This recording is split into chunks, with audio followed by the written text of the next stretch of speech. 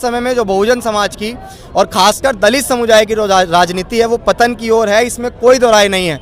और उस राजनीति जो पतन की ओर है वो बिल्कुल ध्वस्त ना हो जाए, मिट्टी में ना मिल जाए, इसलिए हमने ट्विटर के थ्रू एक ये कैंपेन चलाया, एक ट्वीट किया था कि जो माननीय बहन जी और भाई चंद्रशेखर आज़ाद के बीच जो दूरियां हैं उनका सबसे बड़ा कारण वो लोग भी हैं जो सुबह से लेकर शाम तक बस इन दोनों के बीच आलोचनाएं करते रहते हैं, एक दूसरे का पक्ष रखते हुए एक दूसरे की बुराइयां करते रहते हैं।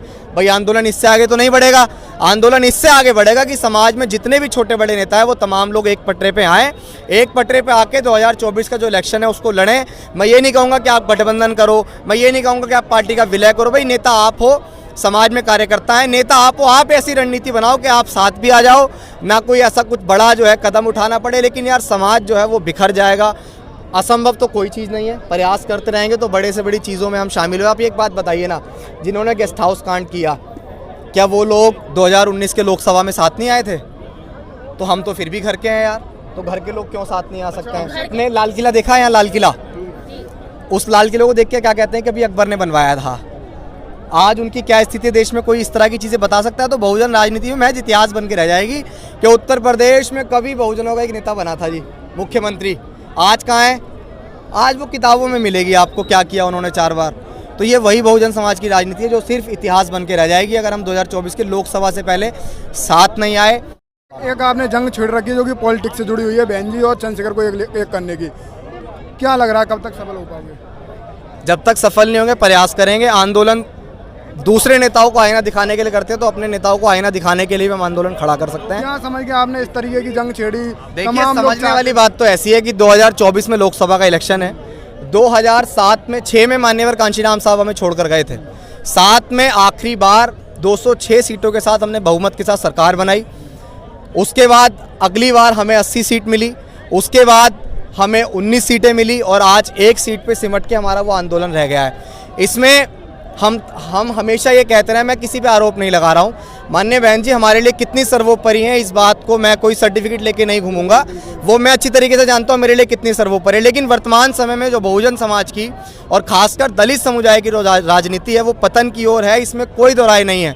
और उस राजनीति जो पतन की ओर है वो बिल्कुल ध्वस्त ना हो जाए, मिट्टी में ना मिल जाए, इसलिए हमने ट्विटर के थ्रू एक ये कैंपेन चलाया, एक ट्वीट किया था कि जो माननीय बहन जी और भाई चंद्रशेखर आज़ाद के बीच जो दूरियां हैं उनका सबसे बड़ा कारण वो लोग भी हैं जो सुबह से लेकर शाम तक बस इन दोनों के बीच आलोचनाएं करते रहते हैं, एक दूसरे का पक्ष रखते हुए एक दूसरे की बुराइयां करते रहते हैं। भाई आंदोलन इससे आगे तो नहीं बढ़ेगा, आंदोलन इससे आगे बढ़ेगा कि समाज में जितने भी छोटे बड़े नेता हैं वो तमाम लोग एक पटरे पे आएँ, एक पटरे पे आके 2024 का जो इलेक्शन है उसको लड़ें। मैं ये नहीं कहूँगा कि आप गठबंधन करो, मैं ये नहीं कहूँगा कि आप पार्टी का विलय करो, भाई नेता आप हो, समाज में कार्यकर्ता है, नेता आप हो, आप ऐसी रणनीति बनाओ कि आप साथ भी आ जाओ, ना कोई ऐसा कुछ बड़ा जो है कदम उठाना पड़े, लेकिन यार समाज जो है वो बिखर जाएगा, वो टूट जाएगा।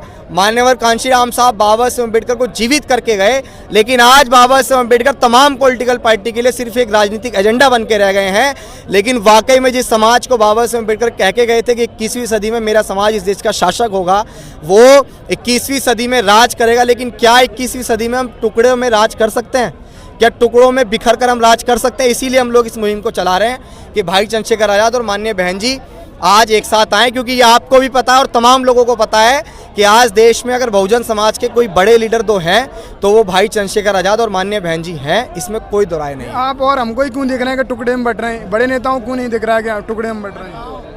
देखिए, ये सवाल आप बड़े नेताओं से करें, मैं तो चाहूँगा कि आप मीडिया आप उन तक पहुँच जाते। भाई मैं तो माननीय बहन जी तक नहीं पहुँच सकता हूँ, मैं तो बहुत छोटा सा समाज के अंदर एक कार्यकर्ता हूँ, उन तक पहुँचने के लिए पता नहीं कितने पापड़ बेलने पड़ेंगे। लेकिन हाँ, अगर कभी समाज ने ऐसी आवाज़ दी कि भाई बहन जी को एक करने के लिए आप कुछ कदम उठाओ, तो भाई ये कह रहे हैं कि लखनऊ आवास पे जाके बैठ जाएंगे, इससे ज़्यादा क्या करें, हम बैठ जाएंगे जाके। आपने ये मुहिम अभी शुरू की है, आपका दिमाग में जो चीज़ें आई कि भाई चलो जो हमारे बहुजन नेता हैं उन्हें एक किया जाए, खासकर बहन जी और चंद्रशेखर जी की आपने बात करी, तो आपको लगता है कि उन दोनों में से कोई इसके लिए पहल करेगा? क्या मानते हैं आप?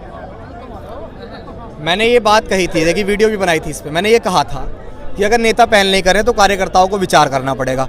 किसी भी आंदोलन, किसी भी पार्टी की नींव होती है कार्यकर्ता, और कार्यकर्ता के बिना कोई भी नेता मजबूत नहीं हो सकता है। भाई हमने कहा ना, या तो अगर सच बताएं, अगर हमें तो साला आके जंतर मंतर पे कहीं भूख हड़ताल भी करनी पड़ेगी ना सर, तो कर लेंगे कि जो नेता यहाँ आके ये कह देगा कि हाँ हम तो साथ है समाज की लड़ाई के, तो हम उनके साथ हैं। लेकिन कार्यकर्ता ही तो सबसे बड़े भक्त बने हुए हैं, वही तो देखिए अभी सबसे गजब की बात देखिए, आपके जैसे पत्रकार हैं, मैं नाम नहीं लूंगा, आपके जैसे पत्रकार हैं, एक बहुत अच्छे पत्रकार हैं, अच्छी पत्रकारिता करते थे, हमारी नज़र में उनकी जो देखने की वो था नज़रिया वो कुछ अलग था। लेकिन हम जब इस मुहिम को एक करने की चला रहे हैं तो मैं ये समझता हूँ जो पत्रकार होता है वो लोकतंत्र का चौथा स्तंभ है, और समाज का भी आप एक स्तंभ है कि समाज में अगर कुछ कुरीतियाँ चल रही हैं उनको निकाल फेंक कर आप समाज को एक करने का प्रयास करें।